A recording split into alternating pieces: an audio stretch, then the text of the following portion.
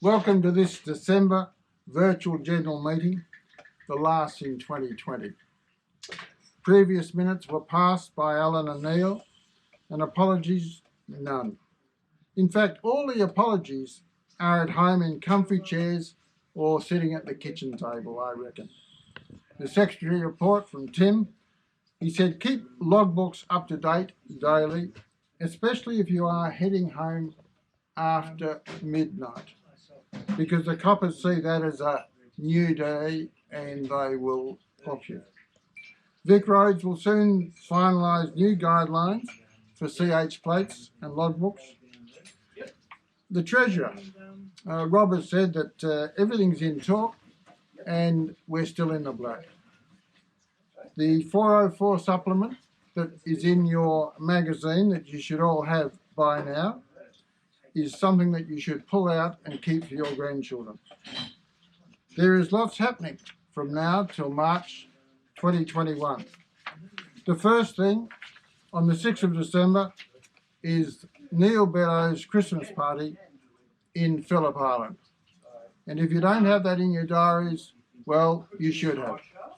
That will be a wonderful time, and I'm sure we'll get about 30 to 40 cars there this time, and bring your own things to barbecue and drink. So that was the 6th of December. On the 14th of December, the committee has decided to have a think tank to talk of 2021 initiatives to make PCCV continually appealing to members and to initiate new incentives. Gippsland, Swan Hill, competition initiatives.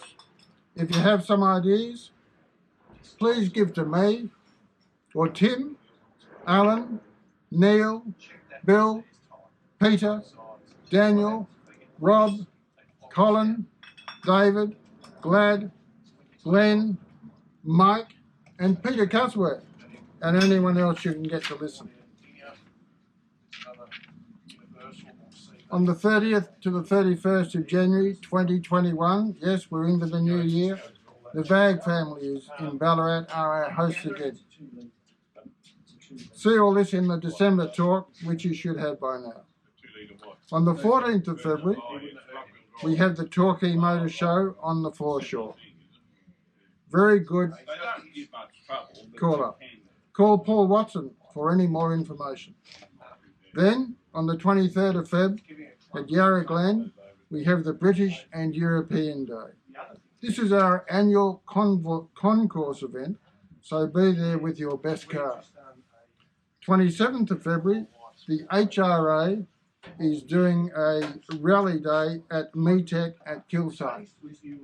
On the 17th of April, PCCV are using the same METEC track at Kilsyth. For the last 2 years, that has been a very successful event.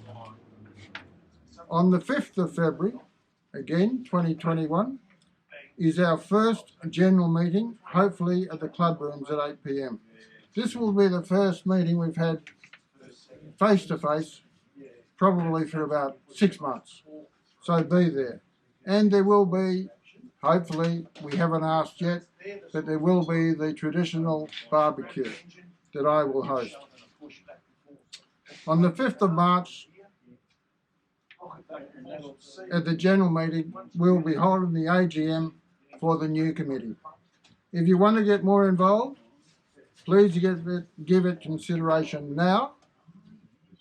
And I now would like to hand over to Colin to introduce our speakers for tonight, who are John and Ben Needham from the Gearbox. Hello, John. Hello, good afternoon. Now, viewers out there, this is John Needham. John's a man, I think he's in his 78th year, and he still loves tinkering. He still loves tinkering, don't you? Well, you never stop if you can. It's sort of, particularly if something's interesting. It's, as you just saw with that P1800 Volvo Yes, gearbox. That's right. The blokes had the car for 15, 20 years or something, and the overdrives never worked. So we pulled it off, and it's just been, the guts has been taken out of it, and they've welded up the unidirectional clutch so that he's got can reverse the car. Yes. And there's no guts in it, no planet set, no sun wheel, no pump cam, no pump, no operating pistons. And we see this often Right. with things like that. So they've been bastardised just to get the car back on the road. Yeah, but and then you'll see them that they win the best front universal joint prize in a concours or something, and it's for sale next Saturday's paper. Oh, this superbly restored vehicle. The solenoid needs adjusting. Ha ha ha. Triumph Stags and that sort of. Oh, can you ever look at this overdrive while you're under there? What overdrive? Yeah, it hasn't got one. Oh, God. So here we are, this lovely wet afternoon in Moorabbin.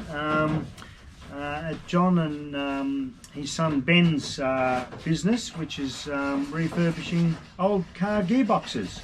Gearboxes for old cars. Gearboxes for old cars. Yeah, sometimes I wonder which should come first. You know what I mean? It's like was it something? A piano by a woman with mahogany legs. Do you remember that? No. Oh, yeah. I'm too young for that. Oh, well, wanted a piano by a woman with mahogany legs. Now, who's got the mahogany legs? Very good, very good. So, John, when did you start having an interest in gearboxes? Oh, well, cars first when I was about probably 10 years old, 9 years old. I remember I backed the old man's AA Ford truck out on the starter motor in Brisbane. And then the battery got flat, so when he came home, there's the car in the middle of the truck in the middle of the road. I got a belting for that. And how old were you? Oh, 10, 9 years old. I got a hell of a belting. But I've always been interested. I got a Model T Ford when I was 13. I joined the Ballarat Hot Rod Club with my push bike. I was a skid kid when I was 16, 17. I came to Melbourne. I probably did my first gearbox in 1961, 1961 I think. And how old were you then? Oh, 61, I was 19. Well, amazing. Yeah. And just very quickly, what was your original job with PMG? Yeah, it was a public, PMG, the public money grabbers, they called us. I don't know what you call the thieves in there now, looking at you. But you'll understand what I mean. And, well, he knows. You see, yes, he's seen I know the other side of it and all that. I know he knows. But I was a telephone technician. Right. I was mostly exchange installation. Right. I helped build Lonsdale Telephone Exchange, all the mobile, well, when we first put in the mobile phones. But look, I got the last of the old Central, the manual telephones and all that. Very interesting job, very interesting job. Right. Did you travel all over Victoria? No, mostly the city. Metropolitan city. Metropolitan stuff. Yeah. So when did you start your gearbox servicing, well, maintenance? I did my own. In your own home? And you're in Glen Iris, then I think, wasn't it? I knocked around. In 1962, I met my friends, and they were into racing cars and driving MGTDs and TFs and Singer 9s and Holdens with 4-speed gearboxes. And Holden gearbox was a dreadful gearbox, absolutely appalling things. I remember Are you talking about my old FX Holden? FX, FJ, right through to HK, HT. It was a joke. Right. And I remember we put in, when I was second year trainee in South Melbourne with Yellow Cab Company, Yellow Scab Company. And I was talking to the mechanics there. They never got more than 2-3 weeks out of a gearbox. FJ Holden around town, because your first gear, every set of traffic lights, first gear, second gear, and the bearings used to collapse, and then you go through the case hardening. But by the same token, because the engines never got hot, they'd get 200,000 and 300,000 miles, and never got cold, they'd get 200,000 or 300,000 miles out of an engine, which the ordinary motorist never got. His timing gears would strip at 40 or 50,000 miles. But a gearbox. But anyway, I started to do their gearboxes, and you learn the same thing breaks all the time or wears out. And it just grew on from there. Okay. So you started your business then at home. once you left? Well, no. Well, that was on no, weekends, no, wasn't it? I was in the PMG till 1980. Right. But I used to work in the, well, I used to rent premises and that sort of thing, but I had a small garage. I had one in Campbell Street in Bentley. I used to rent off a lady. It was £1 a week. I had another one in behind the St George Hotel in St Kilda, Little Grey Street. That's where the Peter Brock Austin 7 was for 20 years. I had that in there, but various places where you don't need much. You're just a bench vise and a small bench, a large hammer and a big shifting spanner and a small... Look, it's all those old ones, and that were generally made to be worked on. Right. They weren't very complex until you got into some of the German stuff, and you had to have pullers, and I used to ignore them. We used to never get them anyway. But mostly the sports cars, TR2s, 3s, TDs, TF was a weak gearbox. They got a couple of design faults in them. The TC gearbox never gave any trouble. They had jump gear, but that was easy enough. Jump third gear, but almost anything did in those days. Second gear, Austin A40 Tourers and stuff. Okay. So Austin 7s, I think I did my first Austin 7 gearbox 1961. Ford Prefix or Ford Perfects or Defects we called them. It's the jump second gear. So what in those cars in the, you know, the say the 50s and 60s, what car do you remember had the best gearbox? Well, depends what you mean by best. Look, MGTC for what it was, any of the Moss Jaguar gearboxes, very, very robust, slow to operate, and as one bloke described it to me, he said they were the last, right up until the 3.8E type, the last of the vintage car gearbox, or the vintage gearboxes. It was a tough old nail, and you could bash it out of it for many, many years, and it just took it. Right. So the TC, but yeah, the TR2, TR3, 3A, they's some great first gear. Bits were cheap, really cheap. Triumph stuff has always been cheap. Unfortunately, it tends to reflect itself a little bit in some of the owners. As I explained to you there before, you see some appalling things in the overdrives, worn bits, you know, welded up gears. Old Wally Ben used to weld gear teeth up in little Latrobe Street, and I mean during the war, when those blokes were around, you couldn't get anything. That's what you had to do. But for high revs, like automotive stuff, the degree of accuracy is too high for that. It's all right for some machine or something. It's going clunk, clunk, clunk, or something, you know, very slow. But automotive stuff, you just can't do it. I've seen people try and hand grind with angle grinders, and when you get into sprites and midgets with A form and B form gears, oh my God, it's shocking. Yeah. Okay. Now, your son Ben works with you, and there he is up the back scrubbing away some gear parts. When did he become an apprentice to you? 1990. 1990. Yeah, Yeah. he was 18. 18. He did a mechanics course as well. Well, he got a job as I think he was doing French polishing or something. Yeah, that's what he told me. French Yeah, polishing. and anyway, like a lot of employers, and they still do it today. My wife had the same experience when she was 16 to 17. They employ you for the busy period over Christmas and then flick you off. Right. That's it, go home. Anyway, he got the flick, and he came home, and I said, well, if you want a job, you can start here. So we bought him a pretty big pair of overalls. He's 6'4", and that's okay. And he's about probably March, April. His mate Mark came round. He's all dolled up. He's working in a bank, and they gave him the flick once they got a bit busy, and that's I'd got over the busy bit or something or other. And he comes round for a chin wag. I said, listen, we're very busy. I said, if you want a job, there's a pair, Ben's got it, because he was 6'4" too, or 6'3". I said, you can put a pair of overalls. So I had the two of them there, and Mark was there for 10 years, Wow. and took his long service leave. I rang the Department of Labour and Industry, and I said, listen, I've got two boys. I said, I'm a backyarder, I'm not a tradesman, but I'd like them to go through the proper trades course.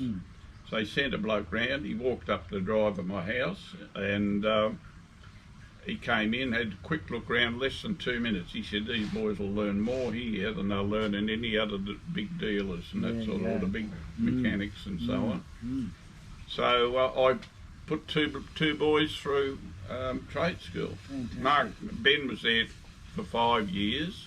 We had punch up, in inverted commas. He wouldn't do what I wanted him to do or something or other. I'd do it a certain way. And I said, well, that's it. You can go and get a job somewhere else now. And anyway, he went off shifting furniture with one of his mates and removalist stuff. And it was pretty good. Did that for about 3 months. And Henry Draper from Northern Mini rings up one day, said, you better send Ben out to pick up a mini box. And I said, he's not here. I gave him the flick. So next thing I know, Ben's working for Henry Draper at Northern Mini. I think he was there for 7 years. It was the best thing that ever happened to him, because he'd been with his father for, 23 years? Yes. And he's got out and learned somebody else's way of doing things, and there's nothing like that experience where you get from different ways of approaching the same problem and all that. So and then he was there for 7 years, one thing and another, and he came back, and he's now been with me for 20 years or something. Wow. Blimey. So he's on to his second lot of long service leave. Yeah. Oh, he doesn't get that. Oh, no. I sack them 6 months before they're bloody due. Like a lot of bloody employers used to do. Now, I need to ask you 2 questions. What's been the easiest gearbox to work on? Look, probably the MGTC TD. Okay. And what's been the most difficult gearbox to ever work on? Citroen. Oh no! Yeah, a French car. God, yes, the ID19s. You've got idiosyncratic. What they call what the merde, a box of merde, MERDE. I won't explain it to people. We might send this recording to the Citroën Club. What do you think? Look, well, you can if you like. I don't care. I've done them, and it's just so. What should be a day's job ends up being a week's job. I mean, this is a Sunbeam Talbot here with an overdrive, and that's been 3 days, 24 hours. Oh. And because it's just. And sorry, I didn't hear what's that come out of? Sunbeam Talbot, 1952. Okay. So some 90, a beautiful car to look at and everything, it's superb. Right. Humber Hawk motor, and it's 4-speed gearbox and overdrive. They were column change. I've converted it to floor change. Okay. You'd be surprised what's different. But one of the biggest problems now is you just can't go spare part. No. Spare part. You've either got to make it, or you've got to try and find stuff. We've got a 1936 Cadillac there, and we're going to have to make the cluster gear for it. We can't get them. Yeah. They're similar to the Buick and Oldsmobile, Buick Century and the big Oldsmobile, but they're different. Wouldn't you think you'd be able to source one of those from America? I've got a supply. I was over in America in May last year, and this bloke has got a barn with that much stuff. Yes. It is unbelievable what he's got, and but you don't have Cadillac clusters or what they call them, counter gears, which is a pity. Yeah, fair enough.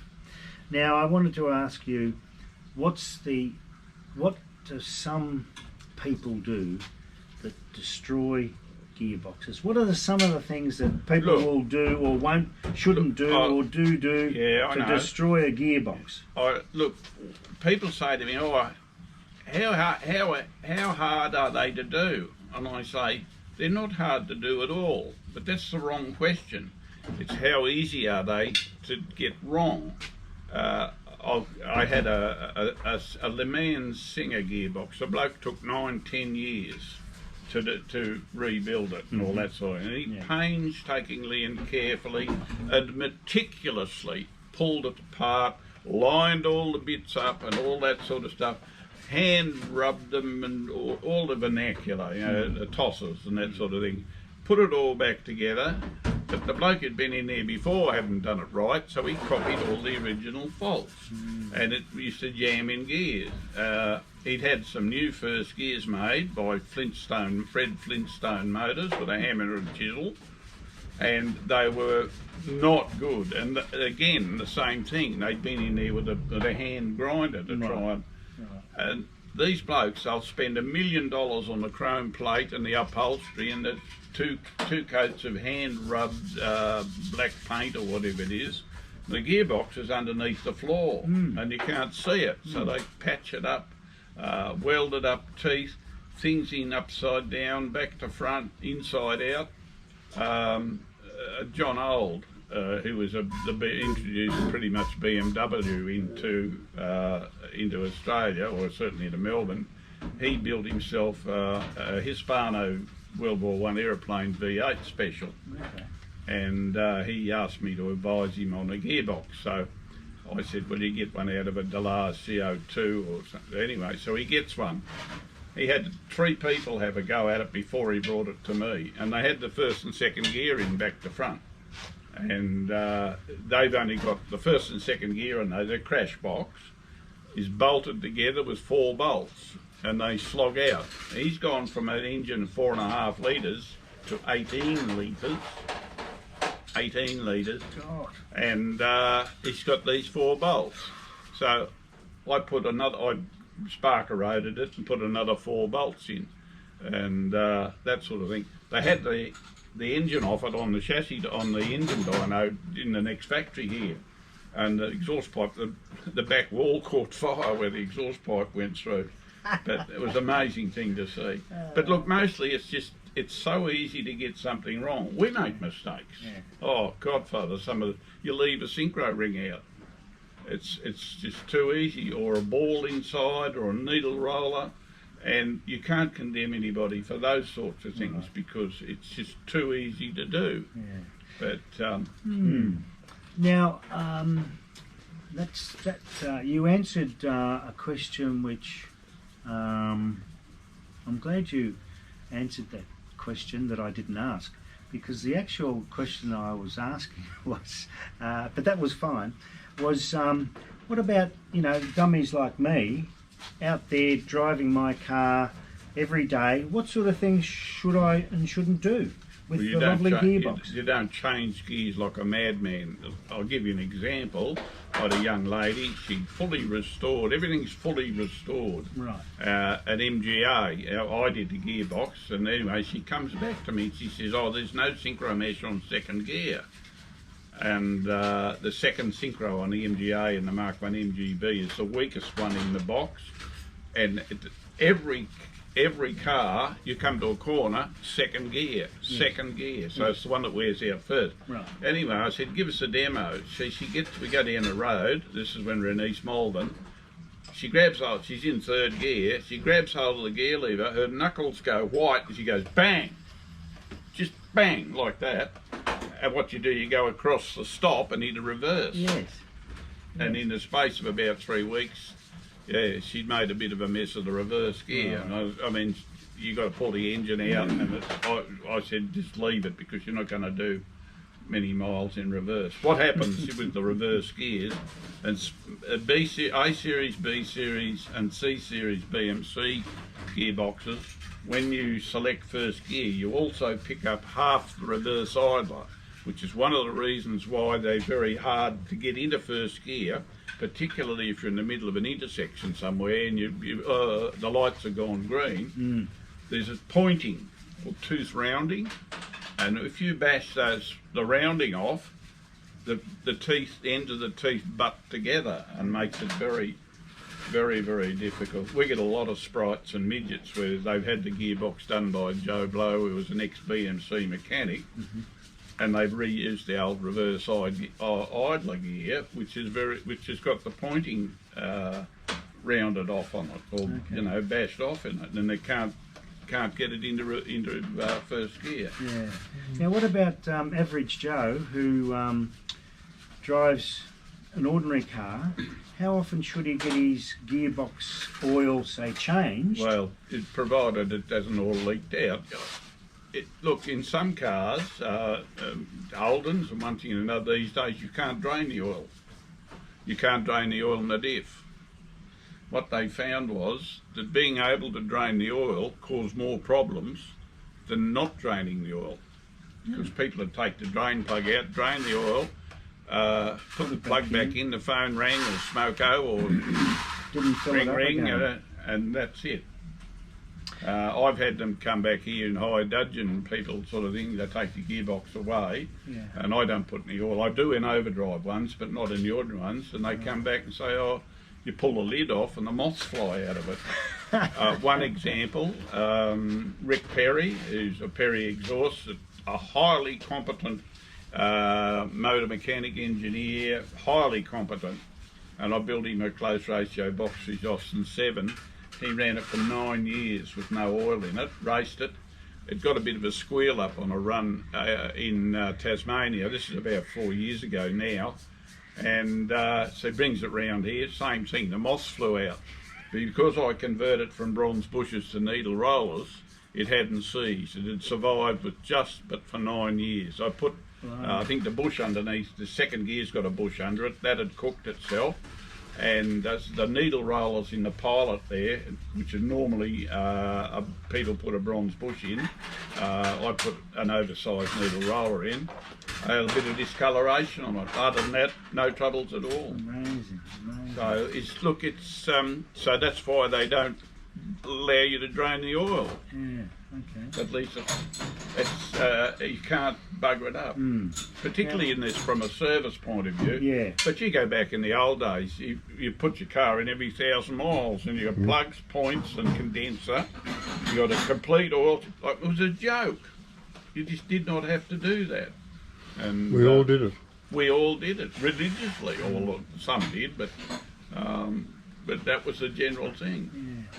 When I've got a Peugeot 407 diesel wagon, and I took it to get serviced at a little place in Hawthorne, and anyway, I took it there quite a few times because the service costs were reasonable.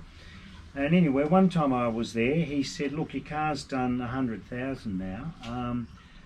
I really should change the oil in the gearbox, even though Peugeot say it doesn't need to be done. Yeah. He said, from my experience, I should change the oil. So I let him do that, and I heard from another technician about 2 years later that said exactly the same thing. You still should change the oil, even though Peugeot 100,000, say that's fair it enough. doesn't need ever to be changed. I could go along with both sides of that, but sometimes you do find from experience. Now they're advising from a European point of view. Right. We've got quite different styles of driving here. And maybe climate. Climate and conditions. Yeah. Now they get snow and all those sorts. They're different to us. But the same thing with Japanese cars, American cars. When the Falcons came out in 1960, they had a lot of trouble with the front suspensions and the clutches. And they sent a couple of American technicians out here from the Ford Motor Company, and they said there's nothing wrong with these, pal, bye. Anyway, they sent a couple of engineers over to America, and in 2 weeks they'd wrecked 2 or 3 of them or something or other. You go to America, and there's the American driver sitting in the traffic. Oh, look at that, dear. The light's gone red. Now, let me see. Into first gear, and it's gone red, green. It's gone red again.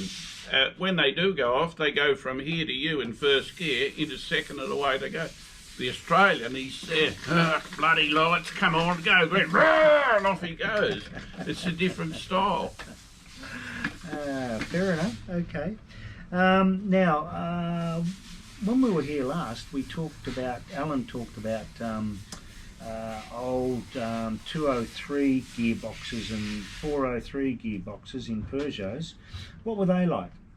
Well, they're all nicely made. The only thing on a lot of those early things, they just wore the first gear out. Right. Again, because the Australian wrings its neck in first gear, whereas in the Americans and the Europeans and that sort of thing, from me to you in first gear, or in the case of Humbers and things like that, Rolls-Royce, Bentley, up until 1954 when they only sold automatics, the first gear is referred to as an emergency first gear, and you only use it if you've got a trailer on the back or a caravan.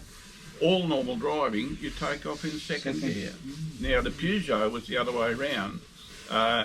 It had the overdrive top, so you had to use the first gear, but you don't use it as you try not to wring its neck in first gear. You just get the car moving, Rolling. pop it into second, and then accelerate in second gear. Okay.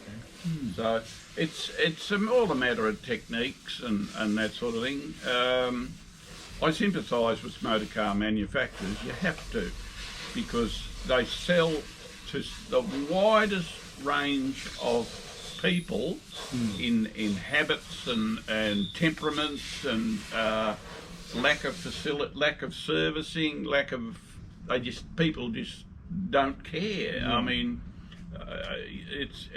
we've had them here. MGB bloke turned up here with 25 years ago with 3 Mark II MGB gearboxes and overdrives, and all 3 of them, the overdrives, they'd run low on oil, and American cars, and they'd burnt them to death. And I mean burnt to death. The plastic speedo gears had melted and sprayed out like centrifuge and sprayed. I've got one there. You wouldn't believe it. And I said, what about the noise? Huh? Noise? Well, it's always been noisy. They don't know. Some people are so insensitive or something like that. I'll give you an example. Mate up in Queensland, he's very much into vintage cars, turned 80 this year, he's an OBE now, and he years ago, one of the blokes up there, who funnily enough I went to school with in 1951, 52 in Brisbane, but he rings Joe up and he says, the engine's got a bit of a noise, and the old man's coming back next week, can you have a look at it? And there's a rod hanging out the side, and he's still driving it, a Conrod. But it was just a bit of a noise. It ran 3 cylinders instead of 4. Incredible. Well, look, John, we're going to just take a little break here because there's a board over there. Yeah. That's got a whole lot of vehicles on it from many years ago. Can we have a little talk about that in a moment? Yes, you can. Okay then. Well, just quickly, Prince Skyline GTs, you remember them, 3 Weavers and all that, pretty quick, 2 litres, single overhead camshaft. I've made quite a few of them with close ratio. 3 litre Bentley, I made complete new sets of gears. That's a DFP, that's actually Peter Beasley's, you remember Peter. And he's had the car for 60 years now. It's still not finished, but that's fair enough. And I made a new set of gears, complete gears for that. That was actually ex-WO Bentley. It was his car. V6 Capris, Cortinas, Mark 1s and so on. Plenty of Austin 7s. MG TFs. I did 8 TD TF gearboxes in 1 week. TC, straight cuts. I've probably made about 100 straight cuts. Close ratio TC gearboxes. Harry Firth eventually used to strip second gear, but he put a set in his car. Morgans, we've done quite a few Morgans. They've got, this is the 4-cylinder ones. They use either a Meadows box or a Moss box. We've done a couple of RV8s, Maserati Sebrings, E-type Jags and Mark II Jags, blokes for Targa Tasmania and historic racing and all that sort of thing. Sunbeam Alpine, 2 overdrive conversions, Mark MGBs, 3 litre Rovers, 1965. There's a case of first gear wearing out that's just not big enough, and so you don't use it, but this bloke used to use it. We did an Austro Daimler 1924. The workshop manual, which spare parts manual, was absolutely superb. It was worth as much as the car. Lancia Lambdas, I've probably done 120 Lancia Lambdas. I've done 3 or 4 2-litre Lagondas. Now there's the case, they made them with an inordinately high third gear. I've actually made them wider ratios. I lowered the third gear.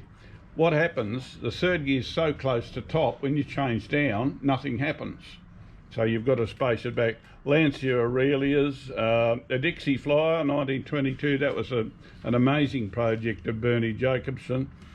He's built so many cars out of the biggest piles of junk, and he usually does a very good job. He's 84 or 85 now and he's still at it. Lots of M-type MGs, we changed the ratios. Austin 8's Toyota 1600 GT. He lives up round Bright somewhere, that chap Adrian Smith, I think his name is, a fantastic bloke. He's helped me run a few rallies up the way for the Vintage Sports Car Club. Lorraine Dietrich, we've done 3 SAMGs for the Peking to Paris, 3 of them, and they've all been BN2 Austin Healey's, I've done 100 of them. The BN1 Austin, I've probably done 300 or 400 BN1 Austin Healey's, that's the 3 speeds. There's another Skyline, Ford V8s, Model A Fords, all sorts of things. So, but that's been up there since I think about 2005 or something or other. And a great story. Well, that's a bit when you look back on it, it's probably easier to list the cars I haven't done. Okay, g'day Ben. There you go. Good mate. This is Ben Needham, John's son, and Ben's going to explain a little bit about how a gearbox actually works. And this is a gearbox from a Mark II MGB. Okay. This is a casing that we split and cut in half, so when we're making new gears we can see how the gears will line up, so you can shift things back and forth and make sure everything lines up properly. I haven't got thrusts in here at the moment, but this is basically your input shaft of your gearbox at this end. So this is the front end of the gearbox and the rear end of the gearbox. So input shaft, output shaft. Some people call this the first motion shaft, second motion shaft, and then third motion shaft. So it comes, so for a normal gearbox, when you're in neutral, you can hold one end, you can turn. So these gears are always in mesh. These gears here are not connected to the shaft, so I can turn that separately. And the way you connect those or select gear, I'll just line that all up, is you have these synchro hubs and your synchro rings in here. Now when you change gear, the selector fork sits over here and that covers this, clicks over like that. Now that's locked this shaft or this gear here to this output shaft. So this turns, this is being turned, goes through to your second gear, so this is second gear, power comes up through there, into second gear, up through this hub, locked through here, and then out there. So if I try to turn these separately, I can't. So second gear on this box is about 2.2 to 1. So first gear typically on a gearbox is anywhere from 3 to 1, is an average, is right in the middle, sort of the sweet spot. 2.64 to 1 on trucks and 7 to 1 for really low crawler speeds. So to select first gear, hub goes across there, and if I turn this round 3.2 times on this one, that will turn out once. So across to here, that turns once, you turn this 2.2 times. When you want third gear, goes back into neutral, third gear selects forward into this one. I just got to be careful I don't pop springs and balls at everyone. That's third gear, so 1.4.5 to 1, and then when you get into top gear, or traditionally fourth gear, that is 1 to 1. So you turn this once and you turn that once. If I pull this out, you can see the lay gear in the bottom. So that's all one piece. So if I pull that one out, and I pop this one back in, you can see how you get the 1-to-1. So that turns as one. So if you break any of that one, you'll still have fourth gear to get yourself home. You'll struggle getting off the line. So you knock it into neutral, and these two shafts are not connected. So I'll lift this up, and that's separated like that. So that's the basics of a gearbox. Now all manufacturers do different little differences here. Front wheel drive gearboxes are a bit different in that the power comes in at this level and comes out at that level. You've got transaxles with differentials in the back, but it's basically the same. So yeah. Okay, and can I just ask one quick question before we finish off, Ben? Yep. So we did have Mitsubishi, Ford, Holden and Toyota in Australia building cars. Yep. And now we don't. Would their gearboxes been made by the one gearbox company, or are there many gearbox companies? There are Nissan, Peugeot are all in bed together, so they would use the one gearbox company. General Motors, Isuzu, and others. You've got the Germans, they use Getrag. So there are different companies. Right. Some cars, they make a gearbox for their car, Right. and that's the only car that's in. We've got an Alfa Romeo 5-speed over here, and they run their own bearings. They're a special. You can't use anything else, and you're stuck. And that's about $600 Right. for one bearing, and there's 4 of them in there.